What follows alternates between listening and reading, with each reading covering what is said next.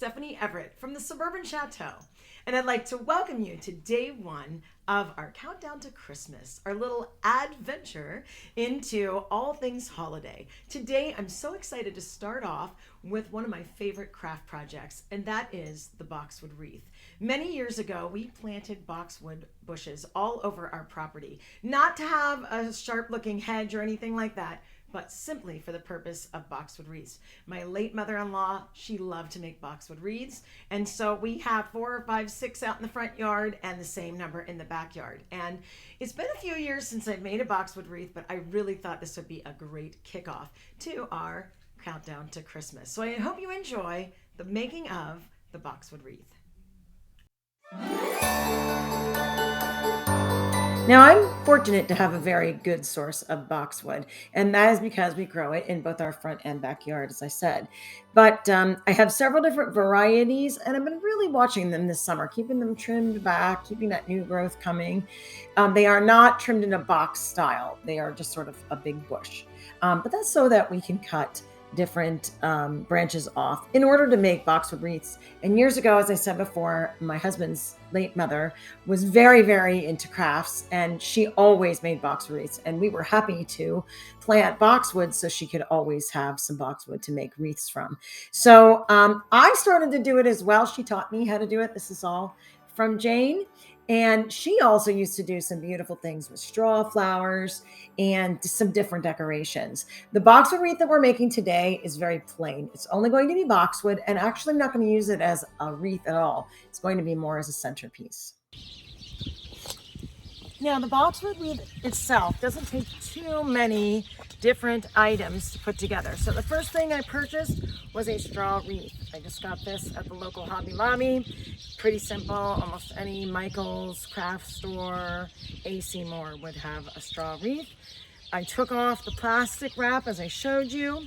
I cut some of the boxwood from my bushes, and I tried to, when I was cutting them, make them about the size I would use when I'm actually making my boxwood wreath. I brought scissors too to trim.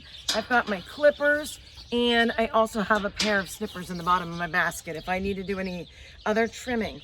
The other thing you'll need, and again, it's just a couple dollars, some floral pins. And other than that, this is a very simple wreath to assemble. Now, to get started, I have my boxwood placed.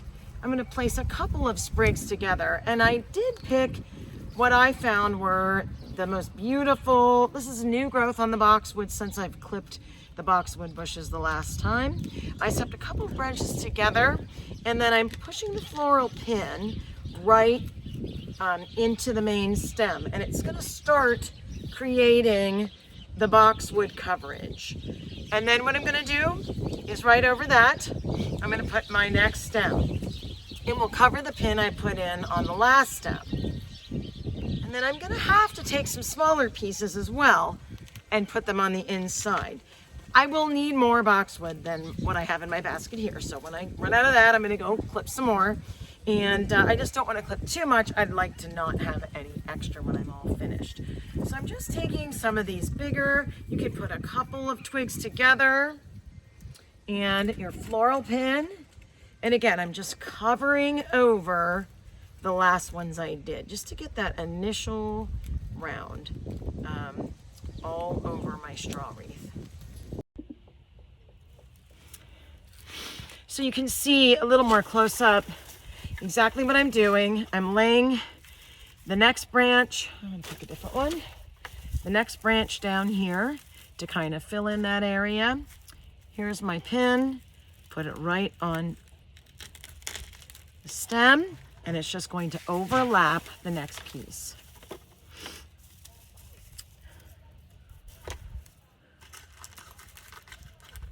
What I love about boxwood wreaths, especially if you keep them inside, they tend to last a long time. They're very hardy, especially if you keep them inside, and they're very beautiful. So I sort of like to have them inside, and they'll last till the spring. Now I'm going to make a very plain boxwood wreath here, but you can also add, I used to years ago add straw flowers to them, just with a little glue gun. You can add some ornaments to them if you want to make it a little bit more Christmassy. But for me, I'm just going to make a very plain boxwood wreath. Now you can see that we're getting to the end of the first course, and of course I want to still get more boxwood around the edge, but we are coming to the point where we started the whole wreath. And when you get to that point, you're going to want to tuck the ends of your branches under those initial branches that you had. So right there, I just tucked in that branch and pinned it in place, and it just hides the ends perfectly. I'm going to go ahead and fill out that whole little rounder there with some more twigs and kind of just tuck the branches in. And if you need to, you can put another branch over that just to hide it.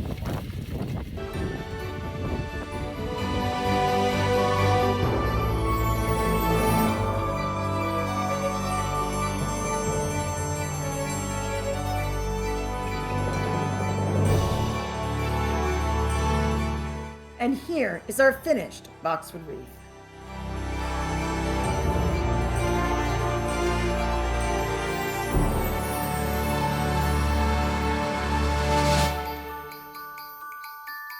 I decided to use this boxwood wreath as a centerpiece for my main coffee table in the living room. And I placed a giant punch bowl in the middle. I'm going to find a few more vintage ornaments to decorate that with, and then we'll have a finished centerpiece.